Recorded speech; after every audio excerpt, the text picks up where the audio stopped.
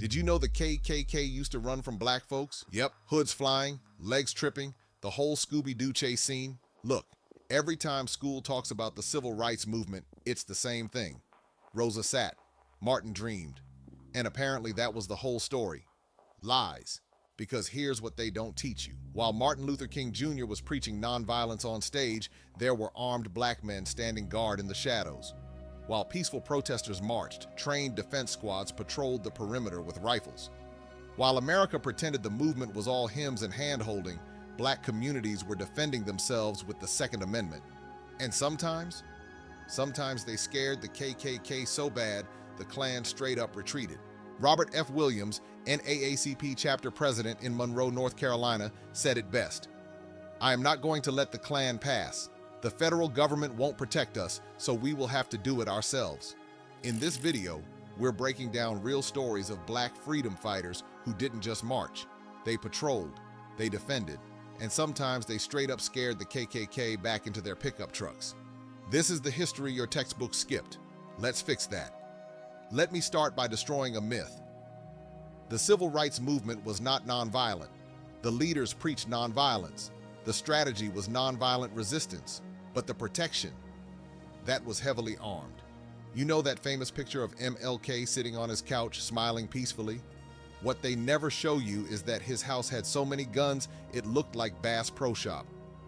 Martin's friend William Worthy said it plainly. Martin's house was an arsenal. Think about that. Dr. King preached turning the other cheek in public, but privately, he knew exactly what time it was. His home was protected. His family was protected. Because hoping for peace and preparing for violence aren't opposites, they're survival. And it wasn't just King.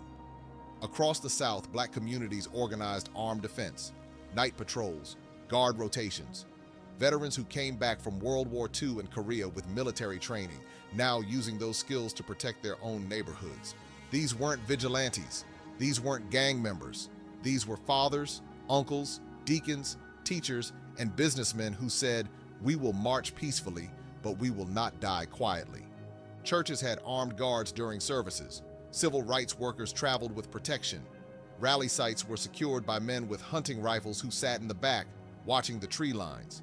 The movement had security, real security, and nobody talks about it because it complicates the narrative America wants to tell itself. Let me introduce you to a hero, Robert F. Williams, Monroe, North Carolina, NAACP chapter president, and the man who organized armed black resistance so effective it made the KKK reconsider their life choices.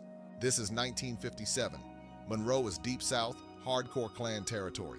Black folks are getting terrorized nightly. Cross burnings, drive-by shootings, beatings, the whole playbook of white supremacist intimidation. The police? They're either in the Klan or looking the other way. The FBI? Nowhere to be found. The federal government? Sending thoughts and prayers, maybe. So Robert Williams does something radical. He tells black men in Monroe to arm themselves, legally. They form the Black Armed Guard. They patrol their neighborhoods. They protect their families. They make it very clear, you come to terrorize us, we're shooting back. And here's what's wild. It worked. The Klan tried their usual tactics, rolled through black neighborhoods, firing shots, trying to intimidate. Williams and the Black Armed Guard shot back, accurately. The Klan scattered like roaches when you turn on the light. One night, the Klan planned a full assault on the black community. Dozens of cars, armed men ready for violence. Williams and about 60 black men armed with rifles and shotguns set up defensive positions. The Klan pulled up, saw those rifles, saw those men who weren't running, and the Klan left, turned around, went home, canceled the whole terrorist operation because they realized black folks were ready to defend themselves. Robert Williams said it perfectly. Nonviolence is fine as long as it works. But when it doesn't work, when the government won't protect you, when the Klan is literally trying to kill you, you have a right to defend yourself. The FBI eventually forced Williams into exile. The mainstream civil rights movement distanced itself from him because he was too militant, too radical, too honest about what survival required. But in Monroe, North Carolina, in the late 1950s, Robert Williams proved something crucial. Armed self-defense worked. When black folks organized and armed themselves, white supremacist violence decreased. That's not opinion. That's documented history. And they erased it from textbooks because it's inconvenient. Okay, now let me blow your mind completely.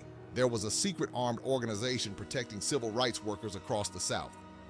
They were organized, disciplined, and so effective that the KKK started avoiding areas where they operated. They were called the Decons for Defense and Justice, and they were basically the Secret Service for the civil rights movement, except with better aim and more mustaches. Formed in 1964 in Jonesboro, Louisiana, all black men. Many were veterans. They had a simple mission: protect black communities and civil rights workers from Klan violence. Here's how they operated.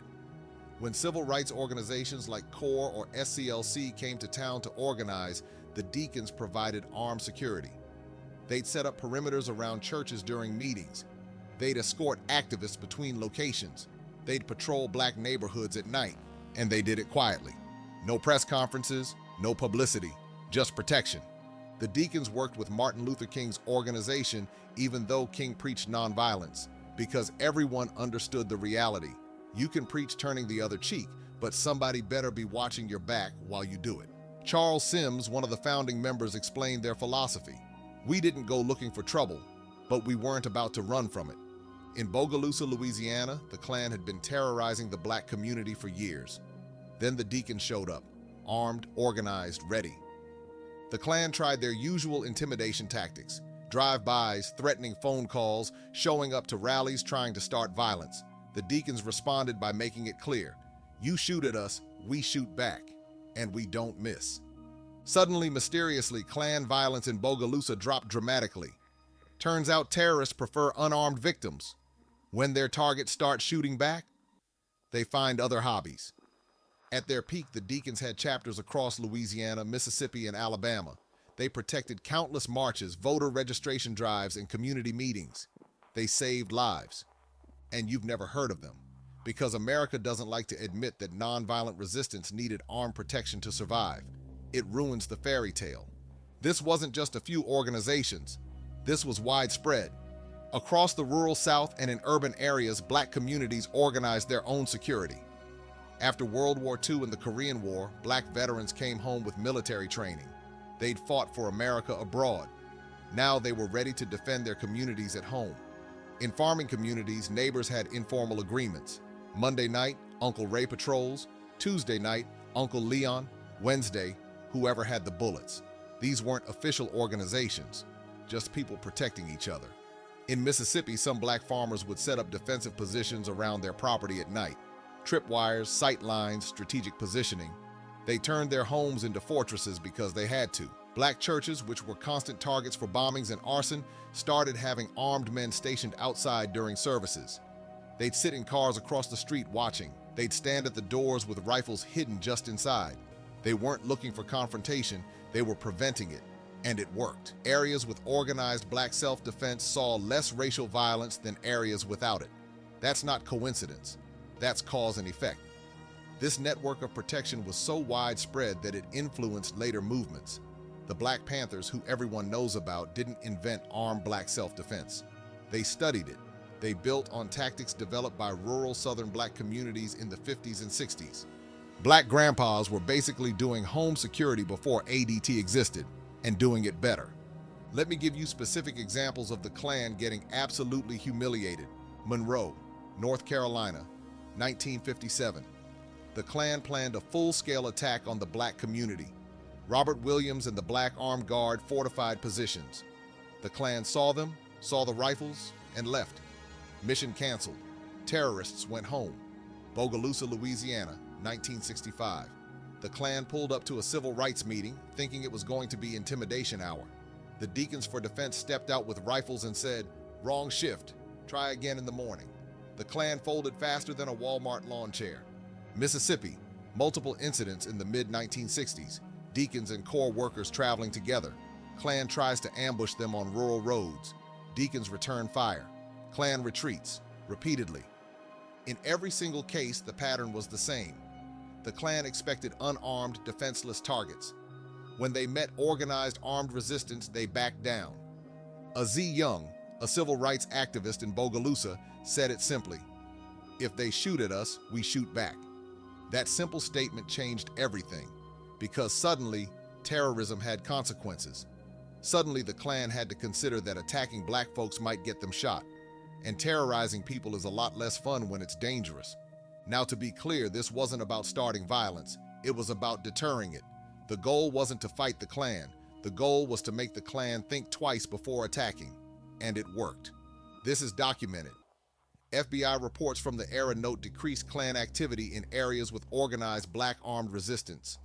Local police reports show the same pattern.